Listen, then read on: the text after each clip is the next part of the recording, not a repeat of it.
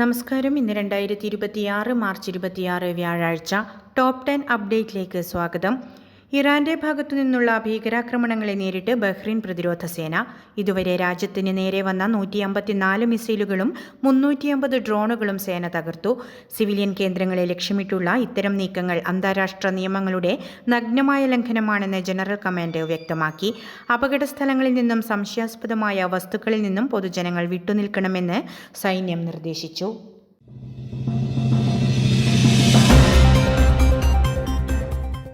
Iran തൊടുത്തുവിട്ട മിസൈലുകൾ UAE പ്രതിരോധ സംവിധാനം ആകാശത്ത് വെച്ച് തകർത്തതിനെ തുടർന്ന് അവയുടെ അവശിഷ്ടങ്ങൾ പതിച്ച് 2 മരണം.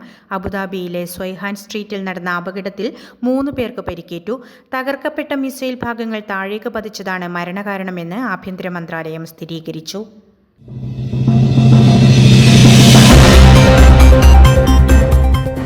കുവൈറ്റ് അന്താരാഷ്ട്ര വിമാനത്താവളത്തിലെ ഇന്ധന സംഭരണശാലയിലുണ്ടായ ഡ്രോൺ ആക്രമണത്തിന് പിന്നാലെ പ്രതിരോധ മന്ത്രി ഷെയ്ഖ് അബ്ദുള്ള അലി അൽ സബാഹ് സ്ഥലം സന്ദർശിച്ചു.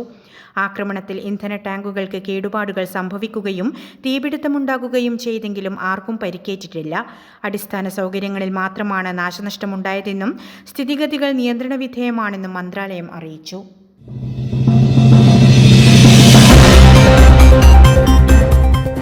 ബഹ്റിനെതിരെ ചാരവൃത്തിയും ഭീകരപ്രവർത്തനവും നടത്തിയ 14 പ്രതികളെ വിചാരണ ചെയ്യാൻ അറ്റോർണി ജനറൽ ഉത്തരവിട്ടു.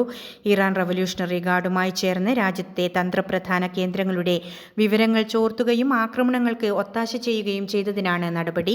പ്രതികളിൽ ചിലർ ഇറാനിൽ ഒളിവിലാണ്.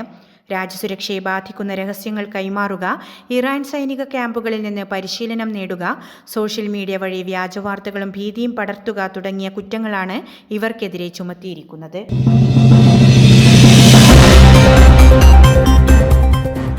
1400 വർഷത്തെ ചരിത്രത്തിലാദ്യമായി ഒരു വനിതാ കാൻറ്റർബറി ആർച്ച് ബിഷപ്പായി ചുമതലയേറ്റു.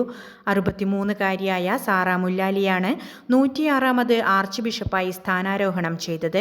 കാൻറ്റർബറി കത്തീഡ്രലിൽ നടന്ന ചടങ്ങോടെ ആഗോളതലത്തിലെ 8.5 കോടി ആംഗ്ലിക്കൻ വിശ്വാസികളുടെ ആത്മീയ നേതൃത്വം ഇവർ ഏറ്റെടുത്തു. മുൻ നഴ്സ് കൂടിയായ സാറ ലണ്ടൻ ബിഷപ്പായി സേവനമനുഷ്ഠിക്കവെയാണ് ഈ ഉന്നത പദവിയിലെത്തുന്നത്.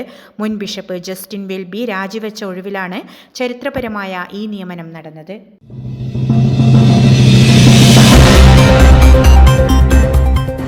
ഇറാന്റെ Islamic revolutionary guard corps navy commander Alireza തങ്സിരിയെ വധിച്ചതായി ഇസ്രായേൽ പ്രതിരോധ മന്ത്രി ഇസ്രായേൽ കാറ്റസ് അറിയിച്ചു.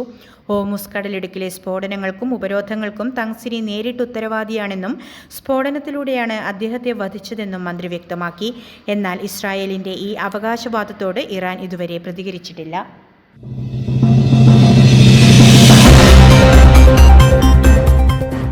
ഇറാന്റെ പരമോന്നത നേതാവാകാൻ തനിക്ക് ക്ഷണം ലഭിച്ചിരുന്നുവെന്ന അവകാശവാദവുമായി American president Donald Trump. Iran ഭരണകൂടം തന്നെ സമീപിച്ച് ആത്മീയവും രാഷ്ട്രീയവുമായ ഈ പദവി ഏറ്റെടുക്കാൻ ആവശ്യപ്പെട്ടതായും എന്നാൽ താൻ അത് സ്നേഹപൂർവ്വം നിരസിച്ചതായും ട്രംപ് വെളിപ്പെടുത്തി.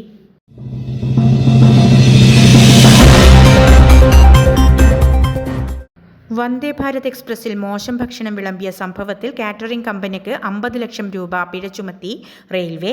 ഇതിനു പുറമെ IRCTCക്ക് 10 ലക്ഷം രൂപ പിഴയും കരാർ റദ്ദാക്കാനും ഉത്തരവിട്ടു. പട്ന ടാറ്റ നഗർ വന്ദേ ഭാരതിലെ യാത്രക്കാരന്റെ പരാതിയിലാണ് നടപടി. സുരക്ഷയ്ക്കും ഗുണനിലവാരത്തിനുമാണ് മുൻഗണനയെന്ന് റെയിൽവേ വ്യക്തമാക്കി.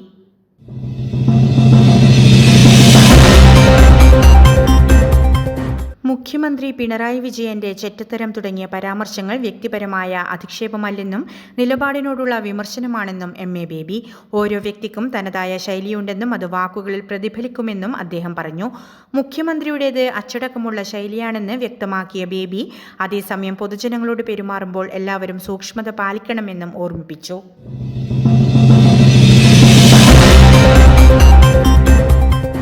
പ്രശസ്ത നടനും സംവിധായകനുമായ EA രാജേന്ദ്രൻ അന്തരിച്ചു. 71 വയസ്സായിരുന്നു പ്രായം.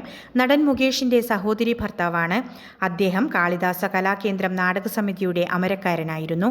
കളിയാട്ടം, പ്രണയവർണ്ണങ്ങൾ തുടങ്ങി 60ഓളം സിനിമകളിൽ ശ്രദ്ധേയ വേഷങ്ങൾ ചെയ്തു.